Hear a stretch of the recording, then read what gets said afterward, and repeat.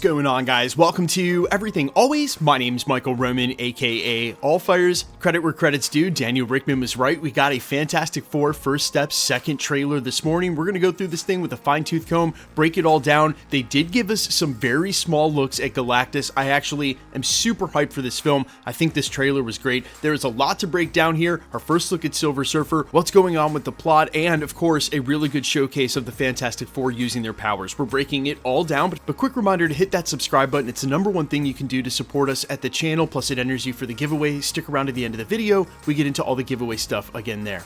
Okay, so the trailer opens up with the Ted Gilbert Show hosting the Fantastic Four. This is meant to be a parody on the Ed Sullivan Show in the same style format from the 60s, and in the previous trailer, we saw the Fantastic Four standing on a stage that was very similar to the one the Beatles played when they were on the Ed Sullivan Show. Now, as part of a little ironic twist for them not doing a quote-unquote origin story for the Fantastic Four, they have Ted Gilbert, the host, throwing out this dialogue. You all know the story. 4 astronauts go up into space. They come back changed forever. As a nod to everyone already knowing the Fantastic Four origin, and this dialogue is really highlighting that decision by Marvel Studios and Matt Shakman specifically to pick up with them after the origin story has already happened. He then goes on to say that they can never repay, but they can only thank the Fantastic Four. So this is basically highlighting their role in society a little bit different than the Avengers were, basic unknowns and underappreciated. But here you have a Fantastic Four that's celebrated and well known, gearing up for a Battle of New York, if you will.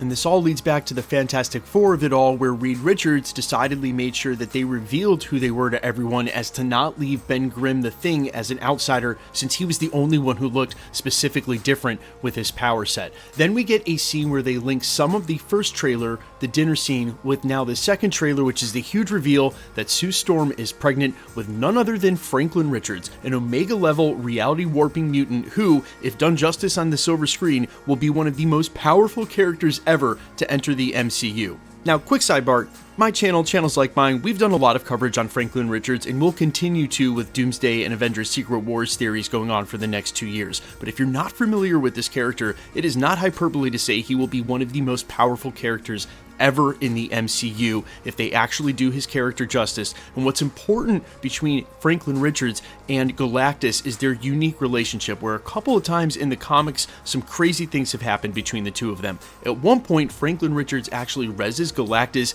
as his herald in order to try to defeat the Celestials, and in another comic book run called Earth X, after they defeat Galactus, they realize he's actually needed for the fate of the universe, and Franklin Richards uses his power to forget he's Franklin Richards and actually become Galactus. It's this unique relationship between the two that have a lot of industry insiders wondering if Galactus' whole reason for coming to Earth isn't because, as Reed states during this trailer, he stretched space, but rather to seek out Franklin Richards. For what reason, we still don't know. Now, this blissful revelation is seemingly interrupted by the arrival of Shala Ball's Silver Surfer, a herald of Galactus. Now, if this has you irked just a little bit that this isn't Norrin Rad, don't worry. The arrival of Shala Ball doesn't mean we aren't getting Norrin Rad in the MCU. Galactus has had multiple heralds through his times in the comics. This is just one of them. Actually, in fact, since this isn't the 616, I would argue it's even more likely we get Norrin Rad down the road in our own universe, theory for a different video. In the meantime, she exclaims, "Are you the protectors of this world?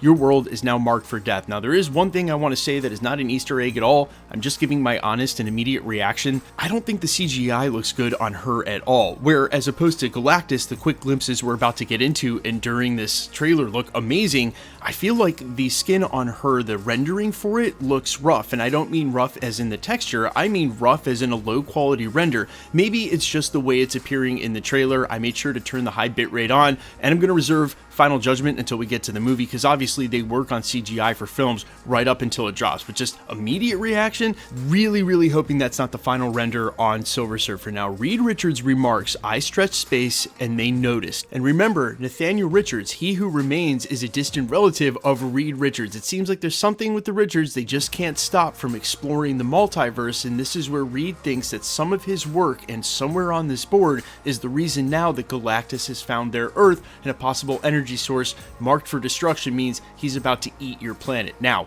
where I was complaining about the Silver Surfer renders, I am not complaining about Galactus at all. It looks amazing, and I got to admit that the very first time that I watched this trailer and saw Reed Richards stretching off the rock, which they finally showed his stretchy powers, and it looks great, I didn't even notice that Galactus was hidden behind the rocks in the top left corner of this shot.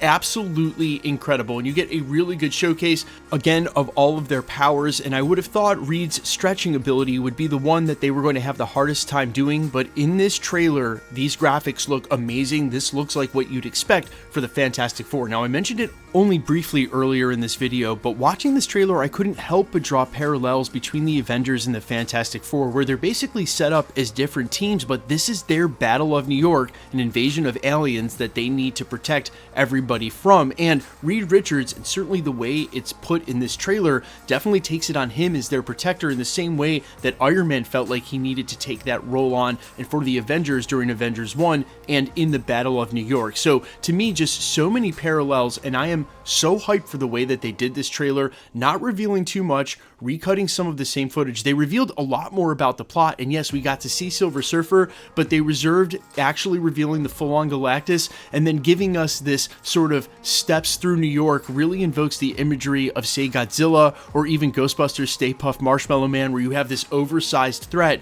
making his way through the city. You know, there were a couple of things about this recent Daredevil show where, having read a lot of those old original Daredevil comics when I was a kid, I really felt like they were doing their best to bring the comic panels to life. And in this trailer, a lot more than the first one, I really get a sense of that with the Fantastic Four. Marvel Studios is very obviously paying attention to detail with the visuals. And I know I mentioned I didn't like the CGI on a couple of the shots for Silver Surfer, but the rest of this looks absolutely incredible and exactly what you'd expect from a Fantastic Four set in the 60s. And yes, we already know there's going to be the multiverse of it all towards the end, maybe a setup for Doctor Doom, although it's pretty emphatically stated he won't be in the movie, post-credit scene or not, but that there will be a tie-in for the multiverse and the Fantastic Four. But save that, this looks like what we want from a Fantastic Four adaptation, and I think one of the best things Marvel Studios could have done was choose to put them in a different universe so that they could get the fresh first movie they needed without all the pretense and context of a world that had already been populated with as many superheroes as the mainstream continuity MCU, or even worse,